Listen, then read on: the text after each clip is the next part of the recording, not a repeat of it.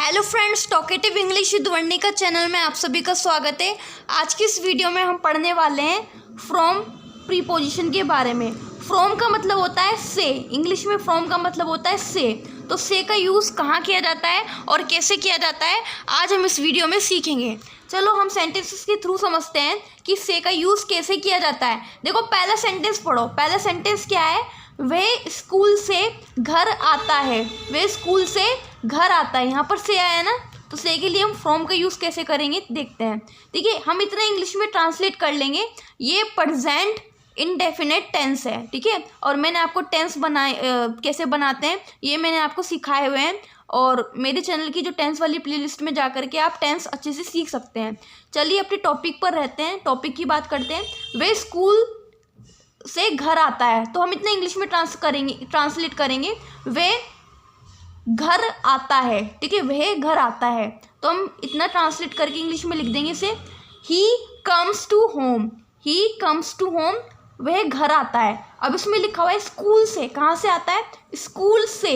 तो से के लिए हम फ्रॉम यूज़ करेंगे, तो हमने से के लिए यूज़ कर लिया फ्रॉम। अब स्कूल को तो स्कूल ही बोलते हैं ना, विद्यालय को स्कूल बोलते हैं, द स्कूल लिख दिया हमने। तो सेंटेंस क्या बना हमारा? He comes to home from the school. वे स्कूल से घर आता है। देखो जब हम किसी जगह से किसी जगह आ रहे होते हैं, या किसी जगह से किसी स्थान से किसी दूसरी जगह जा रहे होते हैं, तो वहाँ पर से का अर्थ, से के लिए से आ जाता है सेंटेंस में। तो से के अर्थ में हम फ्रॉम का यूज़ करते हैं, ठीक है। जैसे कि ये क्या था? स्कूल से, स्कूल से घर आ रहा था, एक जगह से दूसरी जगह जा रहा था ना, ये आ रहा था मतलब या जा रहा था, जो भी है। तो हमने से के अर्थ में किसका यूज़ करा? फ्रॉम का यूज़ किया, ठीक है। आई होप ये बात अच्छे से समझ गए होंगे। सेंटेंस में जब एक जगह से दूसरी जगह जाते हैं तो हम फ्रॉम का यूज़ करते हैं, ठीक है। दूसरा सेंटेंस देखो, दूसरा सेंटेंस क्या है? अपने बस्ते से कॉपी निकालो। अपने बस्ते से कॉपी निकालो। अब देखो इसमें निकालने को क्या बोलते हैं? जब कोई सामान हम किसी जगह से निकालते हैं, किसी चीज़ से निकालते हैं, ठीक है। जैसे बस्ते से हम कॉपी निकाल रहे हैं, ठीक है। किसी बॉक्स से ये कुछ सामान निकाल रहे हैं, किसी मतलब कोई भी चीज़ मतलब पैक होती है, कवर होती है, उस चीज़ से हम किसी चीज़ को निकाल रहे हैं, तो निकालने को इंग्लिश में क्या बोलते हैं? टेक आउट बोलते हैं, ठीक है। टेक आउट वर्ब है हमारी, ठीक है। टेक आउट का मतलब होता है सामान निकालना किसी चीज़ से, ठीक है। तो इसमें निकालने के लिए हम टेक आउट लगाएंगे, तो हम लिखेंगे, ये हमारा इंपरेटिव सेंटेंस है, इसमें पहले हम वर्ब लिखेंगे, ठीक है। वर्ब है हमारी टेक आउट। लेकिन टेक आउट का डायरेक्ट ऐसे यूज़ नहीं होगा कि मैं डायरेक्ट लिख दूँ take out notebook from your bag. Take out का एक साथ यूज़ नहीं होगा। हम जिस चीज़ को हम निकालते हैं ना, उसे हम बीच में लिखते हैं, फिर उसके बाद आउट लगाते हैं, ठीक है। डायरेक्ट टेक आउट नहीं लिखते, पहले टेक लिखेंगे, फिर क्या निकाल रहे हैं? कॉपी निकाल रहे हैं, यानी कि नोट करते हैं, जिसमें नोटबुक लिख देंगे, नोटबुक लिख दिया हमने, फिर उसके बाद आउट लगाएंगे, ठीक है। टेक आउट को एक साथ नहीं लिखते, बीच में जो सामान निकाल रहे होते हैं उसे हम बीच में लिखते हैं, उसके बाद हम आउट लिखते हैं, ठीक है। आई होप आपको ये बात अच्छे से समझ में आ गई होगी। तो इसकी इंग्लिश क्या होगी कि अपने बस्ते से कॉपी निकालो। अब ठीक है, कॉपी निकालो, पहले हम इतना इंग्लिश में ट्रांसलेट कर लेंगे इसे। Take out, take notebook out, take notebook out, copy निकालो, इतना बन गया। अब इसमें लिखा हुआ है अपने बस्ते से, ठीक है। अपने बस्ते से, तो से के लिए हम लगाएंगे फ्रॉम, फ्रॉम लिख दिया। अब इसमें लिखा है अपने बस्ते से, हम किसी को ऑर्डर दे रहे हैं ना, टीचर्स कई बार क्लास में स्टूडेंट्स को ऑर्डर देती है कि अपने बस्ते से कॉपी निकालो, अपने बैग से कॉपी निकालो। तो यानी कि अपने के लिए क्या यूज़ होगा? यू होगा ना, ठीक है। यू यानी कि तुम लोग, तुम के लिए होता है। अब इसमें अपने के लिए यू के लिए हम क्या यूज़ करेंगे? योर लिखेंगे, ठीक है। योर हो जाएगा, ठीक है। योर हो गया। और बस्ते को बैग बोलते हैं, तो बैग लिख दिया। तो सेंटेंस क्या बना? Take notebook out from your bag. Take notebook out from your bag, अपने बस्ते से कॉपी निकालो। इसमें देखो किसी चीज़ से अगर सामान निकाल रहे हैं, हम कोई चीज़ निकाल रहे हैं, तो उसके लिए भी फ्रॉम प्रीपोजिशन का यूज़ किया जाता है, ठीक है। आई होप आपको ये बात अच्छे से समझ में आ गई होगी। अब देखो तीसरा सेंटेंस क्या है? वे 24 मार्च से अपना काम शुरू करेगी। ये फ्यूचर इंडेफिनेट टेंस है, हम इतना ट्रांसलेट कर लेंगे, वे अपना काम शुरू करेगी। तो हमने इंग्लिश में से ट्रांसलेट कर लिया, तो हम इतना ट्रांसलेट कर लिया कि वे अपना काम शुरू करेगी। तो क्या बनेगा sentence? She will start her work.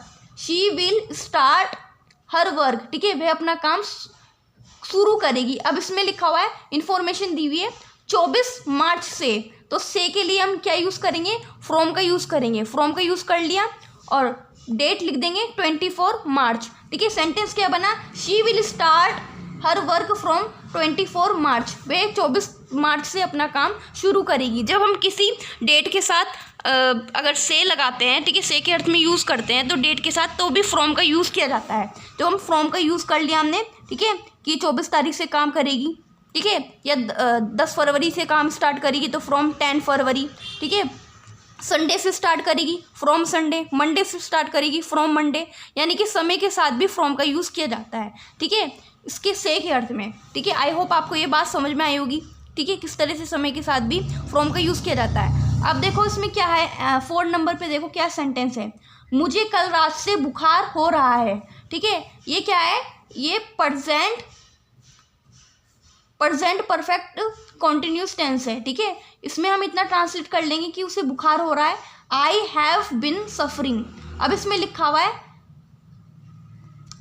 बुखार हो रहा है, ठीक है, यानी कि जब हमें कोई बुखार हो रहता है या बीमारी हो रही है या फिर हम किसी चीज़ से पीड़ित होते हैं, ठीक है, तो उसके साथ भी फ्रॉम का यूज़ किया जाता है। इसमें क्या है, बुखार होने के लिए एक मतलब एक लाइन यूज़ की गई है, सफरिंग फ्रॉम फीवर, यानी बुखार होने के लिए मतलब एक लाइन यूज़ करते हैं हम, सफरिंग फ्रॉम फीवर। ठीक है, सफरिंग यानी पीड़ित, ठीक है, पीड़ित, और फ्रॉम यानी किससे, बुखार से, बुखार से पीड़ित या किसी भी बीमारी से पीड़ित होते हैं तो उसके लिए भी फ्रॉम का यूज़ करते हैं। ठीक है, फ्रॉम यूज़ करते हैं। फिर उसके बाद लगाया सिंस लास्ट नाइट, ठीक है, कल रात से। ठीक है, से के अर्थ में, जैसे से का मतलब सिंस माने भी से होता है। इस प्रीपोजिशन से रिलेटेड वीडियो मैं अलग से अपलोड करूँगी, ठीक है, और फॉर और सिंस में क्या डिफरेंस होता है इससे रिलेटेड भी मैं वीडियो बनाऊंगी। लेकिन अभी फ़िलहाल हम फ्रॉम यूज़ कर रहे हैं, तो फ्रॉम का यूज़ जब हम किसी बीमारी से पीड़ित होते हैं तो भी फ्रॉम का यूज़ करते हैं। ठीक है, सफरिंग फ्रॉम फीवर, ठीक है, बुखार हो रहा है, इसके लिए हमने ये लाइन यूज़ करी। तो सेंटेंस क्या बना, मुझे कल रात से बुखार हो रहा है, I have been suffering from fever since last night. ठीक है, इस तरह से हम फ्रॉम का यूज़ बीमारी के साथ, कहीं किसी चीज़ से पीड़ित होते हैं उसके साथ भी हम फ्रॉम का यूज़ करते हैं। अब देखो 5th सेंटेंस क्या लिखा हुआ है, 5th सेंटेंस पढ़ो क्या लिखा हुआ है आगे, this notice is found from your almirah. ठीक है, this notice is found from your almirah. ठीक है, ये जो नोटिस है ये पाया गया है कि कहाँ से, तुम्हारी अलमारी से। ठीक है, तुम्हारी अलमारी से।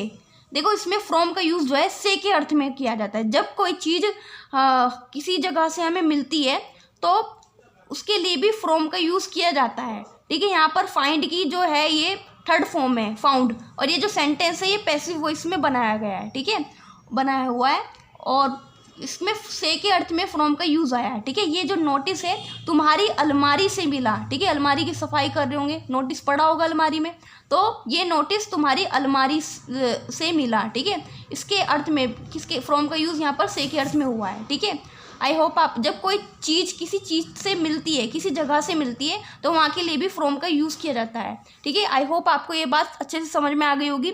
देखो 6 सेंटेंस, देखो 6 नंबर का सेंटेंस क्या है, blood donation camp will be organised from 10 December to 15 December. ठीक है, ब्लड डोनेशन जो कैंप है वे ऑर्गेनाइज किया जाएगा, आयोजित किया जाएगा 10 दिसंबर से 15 दिसंबर तक। यहाँ पर टू का अर्थ तक है और फ्रॉम का अर्थ से है, यानी कि इसमें क्या लिखा हुआ है, से फ्रॉम का यूज़ कैसे किया, से के अर्थ में किया। ठीक है, से जब किसी तारीख से के साथ भी जो है फ्रॉम का यूज़ किया जाता है। ठीक है, जहाँ पर मैंने जैसे कि पहले ऊपर वाला सेंटेंस में मैंने बताया था ना आपको 24 मार्च से, तो हमने डेट के साथ भी फ्रॉम का यूज़ किया। इसी तरीके से यहाँ पर भी फ्रॉम का यूज़ जो है डेट के साथ हुआ है 10 दिसंबर से। ठीक है, फ्रॉम 10 दिसंबर। ठीक है, इस तरह से ये सेंटेंसेस में भी समय के साथ फ्रॉम का यूज़ किया जाता है।